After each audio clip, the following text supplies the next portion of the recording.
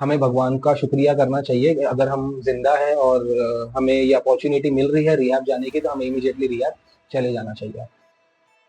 Welcome to England. बात करते हैं कि rehabilitation centre, de addiction centre जरूरी है या नहीं है। रिहैब का मतलब समझते हैं पहले शॉर्ट में, बिफोर आप ये पूरा वीडियो स्किप कर दो। रिहैब, यस, रिहैब बहुत जरूरी है। सो ये स्टार्टिंग में ही मैं क्लियर कर देता हूँ कि यस, रिहैब जरूरी है। सो अगर बाय एनी रीजन अगर आप ये पूरा वीडियो नहीं देखते हो, तो यू शुड नो कि yes, rehab is necessary. Rehab को स्प्लिट करते हैं। रिहैब का मतलब समझते हैं पहले कि रिहैब एग्जैक्टली है क्या। रिहैब का री अलग करते हैं। री का मतलब होता है अगेन, बैक, या वापस लाना, फिर से करना, या वापस करना। जैसे कि हम रीडू करना, रिवाइज करना, रीअरेंज करना, रिसाइकल करना, रिवाइंड करना, रीमेक करना, या रीमाइंड करना, एग्जैक्टली ब्रिंग बैक। हैब्स का मतलब जो है इज बेसिकली हैबिट। हैबिट को एक is hubs is habit. Habit का एग्जांपल अगर मैं आपको दूं, तो सुबह उठ के ब्रश करना इज अ हैबिट, अच्छा खाना खाना इज अ हैबिट, एक्सरसाइज करना इज अ हैबिट, रात को टाइम से सो जाना इज अ हैबिट। तो उस हैबिट को रीहैब करते हैं, वापस लेके आते हैं। That is called rehab, and that is the agenda. Actually the total agenda पूरा वही है कि उसका मतलब ही रीहैब है। इस पूरे कॉन्सेप्ट को एक्चुअली रिस्टोरिंग बोलते हैं। जो हमारा बिहेवियर पैटर्न है, या जो हम नशे के दौरान या एडिक्शन के दौरान, जब हम हमारे जो बिहेवियरल चेंजेस हैं उन सबको रिटर्न लेके आना, उन सबको रिस्टोर करना। बिकॉज वो रिस्टोर करना इज बेसिकली रिहैबिलिटेशन सेंटर। ये काम है रिहैब का, डी एडिक्शन सेंटर्स का। आपकी एज से ये जरा भी मैटर नहीं करता है कि आपको रिहैब जाना चाहिए या नहीं जाना चाहिए। आप 5 साल के हो या आप 50 साल के हो, इससे कोई मैटर नहीं करता है। एज का कोई मैटर नहीं करता है। जो एक्चुअल में मैटर करता है वो है कि आप अभी कौन से स्टेज पे हो, या जो आपके सब्सटेंस है या जो आपका एडिक्शन है वो कितना आप पे हावी हो चुका है, ये ज़्यादा मैटर करता है। अगर आप पेशेंट हो तो आपके लिए ये आइडेंटिफाई करना बहुत, एक हद तक बहुत मुश्किल होता है। रेशियो एंड प्रोपोर्शनल उसका अलग अलग होता है कि आप आइडेंटिफाई कर सकते हो या नहीं कर सकते हो कि मुझे रिहैब की ज़रूरत अब है या नहीं है। बट रिहैब करना कोई बुरी बात नहीं है। रिहैब हमें करना चाहिए। जैसे हम, हमारी गाड़ी खराब हो जाती है तो उसकी सर्विसिंग करते हैं, हमारा कपड़ा खराब हो जाता है तो हम उसे धोते हैं, हमारे बर्तन खराब हो जाते हैं हम उसे धोते हैं, मोबाइल में रिचार्ज खत्म हो जाता है तो हम उसे रिचार्ज करते हैं। रिहैब करने से, रिहैबिलिटेशन सेंटर जाने से या डी एडिक्शन सेंटर जाने से हमारे ब्रेन की सर्विसिंग होती है। तो ये करना बहुत ज़रूरी है। इनफैक्ट आज अब इंडिया में ऐसा नहीं है कि इसे रेगुलर प्रैक्टिस या इसे बहुत ओपनली लोग डिस्कस करते हैं, बट इसे ज़्यादा से ज़्यादा डिस्कस करना चाहिए। And it's a must go place, because ये आपके ब्रेन को पूरा डिटॉक्स कर देता है, आपको सोचने की क्षमता देता है। रिहैबिलिटेशन सेंटर या डी एडिक्शन सेंटर को एक लॉक एंड की भी बोला जाता है, जहाँ पे आपको लॉक करके रखते हैं रूम में। सो रूम में लॉक करके रखते हैं इन द सेंस उसको बांध के नहीं रखते हैं। आपको पूरा एक प्रोग्राम होता है, सब कुछ आपका खाना पीना हर चीज़ बिग बॉस के घर जैसा होता है, बस वहाँ पे कैमरे नहीं होते हैं। सो रिहैब इज नेसेसरी। रिहैब आप कर सकते हो।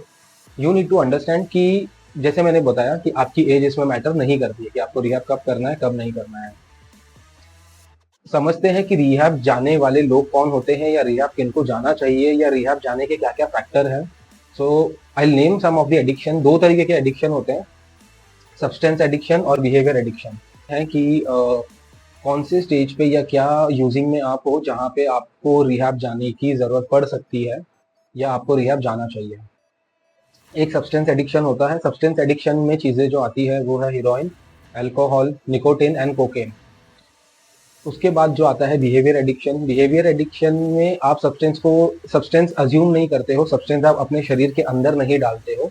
बट जो बिहेवियर एडिक्शन है, फॉर एग्जांपल सेक्स एडिक्शन या पॉर्न एडिक्शन, ये दोनों सिमिलर है। इसकी कनेक्टिविटी में ही इंटरनेट एडिक्शन भी है, गेम एडिक्शन है, कंपल्सिव गैम्बलिंग, जुआ खेलना, food addiction, eating pizza a lot, compulsive shopping. Shopping का भी एक एडिक्शन बताया गया है। काफी ऐसे लोग हैं जो विंडो शॉपिंग करते करते they believe in window shopping and then they get use to it. So ये बिहेवियर एडिक्शन है, जहाँ पे आप कुछ कंज्यूम नहीं कर रहे हो, जहाँ पे आप कुछ अपने मुंह के अंदर से या नाक के अंदर से अपने शरीर में नहीं डाल रहे हो। So this are behaviour addiction. Substance addiction पे पहले समझते हैं कि first we will take is heroin. Heroin को मैं आपको समझाता हूँ कि हीरोइन एग्जैक्टली हीरोइन बोलते किसे है। मुंबई या महाराष्ट्र साइड में हीरोइन को गरज के नाम से जानते हैं, और आप नॉर्थ साइड में जाओगे या साउथ साइड में जाओगे तो वहाँ पे स्मैक के नाम से जानते हैं, जिसे पाउडर जो पाउडर फॉर्म में होता है, अपने इंडिया में पाउडर फॉर्म में होता है, बाहर के देशों में टैबलेट फॉर्म में भी होता है, तो जिसको फॉइल पेपर पे या इंजेक्शन के थ्रू इंजेक्ट करते हैं। So that is heroine consume कर रहे हो। अगर आप हीरोइन कंज्यूम कर रहे हो एंड आप इसे लास्ट 15 दिन से या 20 दिन से या 25 दिन से अगर आप इसे कंटिन्यूसली पी रहे हो, तो you are ready to go rehab and you should go rehab immediately. Because अगर आप जिंदा हो तो आप इमीडिएटली प्लीज रिहैब चले जाइए। हीरोइन के एक डिसफैक्टर में ये होता है कि इस हीरोइन यूज करने वालों में गिल्ट ज्यादा आ जाता है, तो वो अपने हाथ काटते हैं and most of the times वो गला भी काट लेते हैं and they love looking at blood. तो अगर आपको ऐसा लगता है कि लास्ट टाइम आपके रिलेटिव या any one of your known members किसी ने ये किया है, तो ही और she is ready to go in rehab and उन्हें इमीडिएटली रिहैब चले जाना चाहिए, बिकॉज अभी वो जिंदा है। एंड इम्पल्सिव बिहेवियर होता है, सो वी डोंट नो कि कभी अगर ओवर सब्सटेंस हमने कंज्यूम कर लिया उसके चलते जान भी जा सकती है। इसके बहुत सारे साइंटिफिक रीजंस हैं, बहुत सारे स्टेजेस हैं, और बहुत सारे लेवल हैं, बहुत हाई कॉम्प्लेक्सिटी है इन सब चीज़ों में अगर हम इनको डिटेल में जानने जाएंगे तो। बट मुझे ऐसा लगता है कि ये जानना इतना ज़रूरी नहीं है, बिकॉज ऑलरेडी प्रूवन है, बहुत सारे लोगों की लर्निंग ऑलरेडी मार्केट में है। तो जिन बातों को मैं आपको बता रहा हूँ, अगर आप उतना भी समझ लेते हैं और उसको अप्लाई कर देते हैं अपने फ्रेंड्स, फैमिली या अपने लव्ड वंस के लिए, लाइफ रिस्टोर हो सकती है एंड वो बच सकते हैं। Second one is alcohol. अगर आप दारू शराब पिछले 3 महीने से कंटिन्यूसली पी रहे हो या 2 महीने से कंटिन्यूसली पी रहे हो, आपको इमीडिएटली रिहैब चले जाना चाहिए। No matter what is your age, इससे कुछ फर्क नहीं पड़ता है। अगर आप दिन में शराब पी रहे हो पिछले 1-1.5 महीने से डेली, कि अगर आपको नींद से उठते ही शराब चाहिए, आपको इमीडिएटली रिहैबिलिटेशन सेंटर चले जाना चाहिए। थर्ड सब्सटेंस एडिक्शन जो है वो निकोटिन है।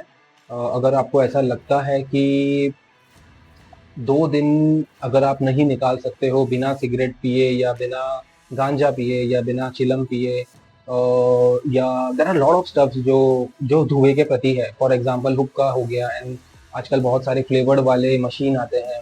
अगर आप 2 या 3 दिन कंटिन्यूसली नहीं निकाल पाते हो बिना इनके, एंड ये आपके साथ पिछले 1 साल से या 6 महीने से चल रहा है, तो आपको इमीडिएटली रिहैबिलिटेशन सेंटर चले जाना चाहिए। आपको निकोटिन टेस्ट करवाना चाहिए अपने बॉडी में, और जो भी आपके नियर बाय डॉक्टर हैं उनसे आपको कंसल्ट करना चाहिए और उनको अपनी प्रॉब्लम बतानी चाहिए इमीडिएटली कि सर ये प्रॉब्लम है एंड क्या मुझे रिहैबिलिटेशन सेंटर की ज़रूरत है या नहीं है। चौथा सब्सटेंस एडिक्शन है कोकेन। सो कोकेन बेसिकली एक फर्टिलाइजर है, जो अ, हमारे ब्रेन के जो सेल्स हैं उस पे बहुत फास्ट और एकदम हाई इम्पैक्ट करता है। सो कोकेन लेना, अगर आप 10 घंटे से ज़्यादा या 6 घंटे से ज़्यादा कोकेन के बिना नहीं रह पा रहे हो, और ये पिछले 1 हफ्ते से या पिछले 5 दिन से या 4 दिन से भी ये चीज़ें अगर चल रही हैं आपके साथ, आपको इमीडिएटली रिहैबिलिटेशन का सहारा लेना चाहिए और इमीडिएटली अपने डॉक्टर से कंसल्ट करके रिहैबिलिटेशन सेंटर में जाना चाहिए। रिहैबिलिटेशन सेंटर या डी एडिक्शन सेंटर में जाना इज बेसिकली अपने ब्रेन को पूरा डिटॉक्स करना। हमारा ब्रेन जो होता है, because of this substance addiction, वो यूज टू हो जाता है एक पार्टनर का। एक सर्टन टाइम के बाद आपको सिगरेट नहीं चाहिए या आपको शराब शराब नहीं चाहिए, बट जो आपका ब्रेन है उसको उसका पार्टनर चाहिए। इसके साइंटिफिक रीजंस में अगर हम जाते हैं तो बस ये पूरा एक साइकिल है, पूरा चेन है कि आप सिगरेट देखते हो, फॉर एग्जांपल आपने टीवी में सिगरेट देखा या कोई वेब सीरीज आप देख रहे हो अपने मोबाइल पे, आपने देखा कि बंदा सिगरेट पी रहा है and you also feel like smoking a cigarette, या कोई अच्छा सीन आया या कोई अच्छा गाना आपको अच्छा लगा एंड यू फील कि वो हाईनेस दे रहा है आपको, आपका ब्रेन आपको ट्रिगर करता है कि मुझे और मोटिवेशन चाहिए, एंड देन वो सिट्रम को ट्रिगर करता है, उसे क्रेविंग होती है, and then so on, then you go for cigarette and वो वेब सीरीज देखते देखते you will smoke the cigarette. So it's a whole cycle. अगर आप 6 घंटा कोकेन से दूर रह सकते, 6 घंटा भी दूर कोकेन से नहीं रह पा रहे हो, तो आपको इमीडिएटली रिहैब चले जाना चाहिए। ये सब्सटेंस एडिक्शन है बिकॉज यहाँ पे हम चीज़ों को हमारे मुंह में या हमारे नाक में डाल रहे हैं, इनको हम नाक से लेते हैं, मोस्ट ऑफ द टाइम्स लोग खाने वाले उसे खाते भी हैं। तो ये सब्सटेंस है बिकॉज इसे हम हमारे बॉडी में कंज्यूम कर रहे हैं, हम इसे अंदर डाल रहे हैं, दस दिस इज सब्सटेंस एडिक्शन। आपके ब्रेन को ये एडिक्शन होता है, आपको ये एडिक्शन नहीं होता है। You need to understand.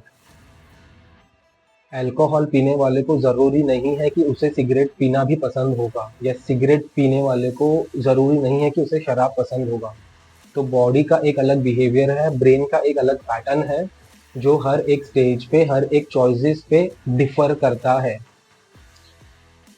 बहुत सारे लोगों का ये कहना है कि ये सवाल आपके मन में भी होगा कि काफी लोग रिहैब जाके आने के बाद भी नशा करते हैं, या फिर इन इन इन न्यूरो टर्म वी से कि वो रिलैप्स हो जाते हैं या स्लिप हो जाते हैं।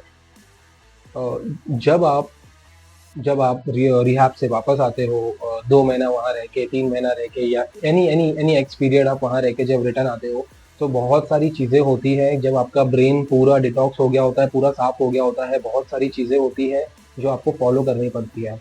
आप लॉक एंड की से जब बाहर की दुनिया में फिर से वापस आते हो, तो बहुत सारे लोग हैं जो बहुत सारी गलतियां कर देते हैं, जिसके कारण ये रिलैप्स हो जाते हैं।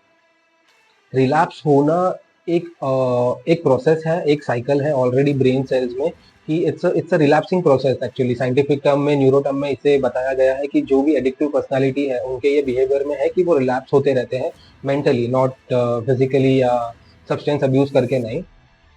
रिहैब से बाहर आने के बाद बहुत सारी चीजें हमें समझनी होती है कि हमारा ब्रेन जो है, जिसे मैंने 2 साल, 5 साल, 10 साल या जो भी एक्स टाइम कोई भी तरीके के एडिक्शन के थ्रू जो मैंने मेरे ब्रेन को हर्ट किया है, या मैंने मेरे ब्रेन का मूवमेंट पूरा जो चेंज किया है, वो रिहैब करने से पूरा डिटॉक्स हो गया है, पूरा फ्रेश हुआ है, लेकिन उसकी मसल मेमोरी वही है, जो बिहेवियरल मेमोरी है वो वही है। तो जब हम रिटर्न आते हैं, रिटर्न आने के बाद 1 महीना, 2 महीना, 3 महीना, बट ये लाइफ है, लाइफ में उतार चढ़ाव होते रहते हैं। तो फॉर एग्जाम्पल, अगर कभी आपको स्ट्रेस आता है या कोई भी कारण से प्रेशर आता है दिमाग पे, या यू लव समवन एंड वहाँ पे आपका झगड़ा हो जाता है, या आपको एंजाइटी हो जाती है because of any so reason. For example, अगर मैंने चाय पी लिया जिसमें शक्कर ज्यादा था सुबह के टाइम और मुझे गैस हो गया, तो वो भी ट्रिगर कर सकता है आपको, बिकॉज उसे इनक्यूबेशन क्रेविंग बोलते हैं। कि इनक्यूबेशन क्रेविंग होती है, वो माइंड को मोटिवेशन हमेशा चाहिए होता है, और माइंड को हमने 5 साल, 10 साल before going to rehabilitation centre, mind को हमने 5 साल, 10 साल यही समझाया, यही सिखाया है कि ये सिगरेट ही तेरा मोटिवेशन है। तो माइंड में वो रजिस्टर्ड हो जाता है। तो 2 या 3 महीना रिहैब करने से आपको एक ब्रेक मिलता है, आपको सोचने की क्षमता मिलती है, माइंड पूरा डिटॉक्स हो जाता है। बट बाहर आने के बाद आपको उसे कंट्रोल में रखना होता है और समझाना होता है कि वो सिगरेट तेरा मोटिवेशन नहीं है। तो इट्स अ प्रोसेस, धीरे धीरे होती है ये चीज़ें, बट इसमें कोई भी प्रॉब्लम नहीं है। जो रिलैप्सिंग ट्रिगर होता है, जो रिलैप्स होने के ट्रिगर्स होते हैं, वो आपको एकदम 5 मिनट या 2 मिनट के होते हैं, या 10 मिनट के होते हैं, मैक्सिमम 1 घंटे के होते हैं, डिफर करता है स्टेज टू स्टेज। आप रिहैब में 3 महीना रह के आए, I am just taking an example, आप रिहैब में 3 महीना रह के आए। मैं रिपीट कर देता हूँ, हम बात कर रहे हैं कि लोग जो रिलैप्स होते हैं, बहुत सारे लोगों के मन में ये क्वेश्चन होगा कि अगर रिहैब जाने से सब कुछ सच होता है या सब कुछ सही होता है, रिहैब जाने से अगर सब कुछ सही होता है, तो क्यों इतने सारे लोग रिहैब जाके आने के बाद भी, रिहैबिलिटेशन सेंटर में जाके आने के बाद भी नशा कर रहे हैं? तो उसका रीजन यही है कि अगर आप रिहैबिलिटेशन सेंटर में 2 या 3 महीना रह के आए हो, वापस जब आप बाहर आते हो, बाहर आने के बाद ऐसा नहीं होता है कि इमीडिएटली आप नशे के पास चले जाते हो। 2, 3 महीने, 4 महीने में ऐसे माहौल आपके आसपास में होते हैं, जो एक नॉर्मल इंसान के लाइफ में भी होते हैं, बट आपका ब्रेन उसे हैंडल नहीं कर पाता है। तो ब्रेन को ऐसा लगता है कि इस सिचुएशन से लड़ने का तरीका एक ही है, जो मेरा पहले वाला मोटिवेशन, यानी जो मेरा पहले वाला नशा है, या मेरा सब्सटेंस है, या मेरा बिहेवियरल एडिक्शन है। तो ब्रेन उसके पास ऑटोमेटिकली चला जाता है। रिहैब में जब आप होते हो, तो आपको सोचना कैसे है, जीना कैसे है, ये सिखाया जाता है, ये समझाया जाता है। आपके ब्रेन को एक डिटॉक्सिनेशन होता है, जिससे आप खुद खुद आप सोचने की आपके अंदर एक क्षमता बढ़ जाती है। बहुत सारे केसेस ऐसे हैं जहाँ पे लोग खुद से चूज करते हैं नशा करना, तो वो एक अलग तरीके का कैरेक्टर डिफेक्ट्स है, जहाँ पे कोई भी थर्ड पर्सन उनकी हेल्प चाहेगा तो भी नहीं कर सकता है। कोई भी थर्ड पर्सन चाह के भी उनकी हेल्प नहीं कर सकता है। बट इन नॉर्मल केसेस जहाँ पे लोग रिलैप्स होते हैं, तो वो डिफर करता है कि वो बाहर आने के बाद कौन से स्टेजेस में है। उनके वेरिएबल्स होते हैं काफ़ी, जो कैरेक्टर डिफेक्ट होता है उस इंसान के अंदर, उसके काफ़ी वेरिएबल होते हैं। अगर आप स्ट्रेस में हो, एंजाइटी है, डिप्रेशन है, तो माइंड फिर से वो ट्रिगर करता है, बैकवर्ड्स आपको लेके जाता है 2 साल, 4 साल पहले। और माइंड ये ट्रिगर करता है आपको कि मुझे अब मोटिवेशन चाहिए, आज मैं बहुत डिप्रेशन में हूँ, और मुझे मोटिवेशन, जो भी मेरा सब्सटेंस है, वो मेरे माइंड में इमेजिन करके then I go back to that track. तो ये पूरा एक ट्रैक है, पूरा एक चेन है, एक साइकिल है इसके पीछे। तो ये समझना, ये जानना, ये ज़रूरी बहुत है। अगर आप थोड़ा इस पे कंट्रोल रखते हो, चीज़ों को समझते हो, सेल्फ इन्वेंट्री लेते हो, तो ये चीज़ें अवॉइड की जा सकती हैं। बहुत सारे ऐसे लोग देखे गए हैं जो 3 साल 4 साल नशे से दूर रह के वापस नशा करते हैं। तो उसमें ऐसे भी लोग पाए गए हैं जिन्होंने सिर्फ एंजॉयमेंट के लिए पिया एक बार, या पार्टी में पिया, या ओकेशन में पिया, देन अगेन फिर वो साइकिल, तभी तभी that word comes into the picture that you get relapse over and all. और so yeah, so this is what we need to understand कि रिलैप्स होना is by choice also, sometimes it's by choice and sometimes you don't understand your problem. तो आपको आपकी problem समझना भी बहुत ज़रूरी है, सेल्फ इन्वेंट्री लेना बहुत ज़रूरी है। क्योंकि अगर स्क्रीन से आपको प्रॉब्लम हो चुकी है, या कोई सब्सटेंस से आपको प्रॉब्लम हो चुकी है, या गेम खेलने से आपको प्रॉब्लम हो चुकी है, so you need to understand कि ये मेरे लिए खतरा है और मुझे इसके पास वापस जाना, ये मेरे कितने साल बर्बाद कर देगा। तो ये समझना again it's very very important. हमें ये समझना ज़रूरी है कि हम अगर रिहैबिलिटेशन सेंटर जाते हैं या डी एडिक्शन सेंटर जाते हैं तो इसमें कोई भी प्रॉब्लम नहीं है और इसमें कोई बुरी बात नहीं है। ये हम हमारे लिए कर रहे हैं, हमारे लव्ड वंस के लिए कर रहे हैं, हमारे फैमिली एंड फ्रेंड्स के लिए कर रहे हैं। बिकॉज अगर हमारी ज़िंदगी 70 या 80 साल की ज़िंदगी है, उसमें से 20 साल हमें मैच्योरिटी में लग जाते हैं, एंड उसके बाद की बची हुई ज़िंदगी अगर उसमें से भी आधी ज़िंदगी मेरी नशे में चली जाती है, या मैं ज़िंदगी अच्छे से नहीं जी पाता हूँ, तो ये सही बात नहीं है। इसलिए हमें रिहैब कर लेना चाहिए, इमीडिएटली कर लेना चाहिए। अगर आपको लगता है कि जितनी भी मेरी बताई हुई बातें हैं कि ये प्रॉब्लम आपके साथ है, इससे आपके एज का कोई भी प्रॉब्लम नहीं है। इससे डिपेंड नहीं करता है कि आपकी एज क्या है, आपकी एज क्या नहीं है। अगर आपने आपका सेल्फ कंट्रोल खो दिया है, आप डेली पी रहे हो, depending upon your substance addiction या आपके बिहेवियर एडिक्शन पे, इमीडिएटली डॉक्टर से बात करके आपको रिहैब चले जाना चाहिए। रिहैब जाने से हो सकता है कि शायद हम जिंदा बच जाएं। इसके लिए हमें रिहैब करना चाहिए, रिहैब जाना चाहिए। Rehabilitation, rehab centres, D addiction centres में कितना टाइम हमें बिताना है, एक एवरेज टाइम क्या होता है, ये सारे डॉक्टर्स या एक्सपर्ट आपको बता सकते हैं। 85% of rehabilitation centres over the world जो है वो बिग बुक फॉलो करते हैं। तो I think that is one of the best solution बताई गई है रिहैबिलिटेशन रिहैब्स में, या during the time of recovery we will say. तो लॉक एंड की में जब आप डिटॉक्स होते हैं तो big book is one of the best program to follow. जहाँ प्लीज याद रहे कि रिहैब करना कोई बुरी बात नहीं है। इनफैक्ट हम ये चाहते हैं कि गवर्नमेंट एजेंसीज या प्राइवेट एजेंसीज को रिहैबिलिटेशन सेंटर्स और बढ़ाने चाहिए, इसका अवेयरनेस और बढ़ना चाहिए। बिकॉज आज की जो जनरेशन है जो इतना स्क्रीन देख रही है, इस वजह से काफ़ी सारे प्रॉब्लम्स इन फ्यूचर में आने वाले हैं। सो उस प्रॉब्लम्स के लिए हमें पहले ही रेडी होना चाहिए और काफ़ी सारे डी एडिक्शन सेंटर्स और रिहैबिलिटेशन सेंटर्स बढ़ने चाहिए। So this is what we feel. इसके लिए रिहैबिलिटेशन सेंटर जाना या डी एडिक्शन सेंटर जाना कोई भी बुरी बात नहीं है। जैसे आप जिम जाते हो डेली अपने बॉडी को फिट रखने के लिए, मेंटेन रखने के लिए, you can go to rehabilitation centre, जहाँ पे आप लॉक एंड की में रह के अपने ब्रेन को डिटॉक्स कर सकते हो, अपने सोचने की क्षमता को सही कर सकते हो। So all the very best. अगर आप ये सोचते हो अपने फैमिली फ्रेंड्स के लिए या अपने आप के लिए कि मुझे रिहैब जाना चाहिए या नहीं जाना चाहिए, तो हम आपसे कहते हैं कि यस प्लीज। अगर आपने ये, आप इस स्टेज तक आ गए हो जहाँ पे अगर आपको रिहैब के बारे में पता होना चाहिए, या आप रिहैब के बारे में जानकारी ले रहे हो कहीं से, तो I think you should definitely go. अगर आपको लगता है कि आपको यूट्यूब पे एक वीडियो देख के या फेसबुक इंस्टाग्राम पे एक वीडियो देख के सिर्फ रिहैबिलिटेशन चूज नहीं करना चाहिए, तो प्लीज अपने डॉक्टर से जाके बात करिए। हो सकता है कि आप किसी की जिंदगी बचा लो, या हो सकता है आप आपकी खुद की जिंदगी बचा लो। बिकॉज हम रिहैब कर सकते हैं जब तक अगर हम जिंदा है तो जब तक अगर आप जिंदा हो, या आपके फैमिली मेंबर्स या आपके जो भी लव्ड वंस है जिनके लिए आज आप ये वीडियो देख रहे हो या इसकी जानकारी ले रहे हो, एंड यू थिंक कि उनको जरूरी है, प्लीज उनको रिहैब करवाइए and bring back them to the light.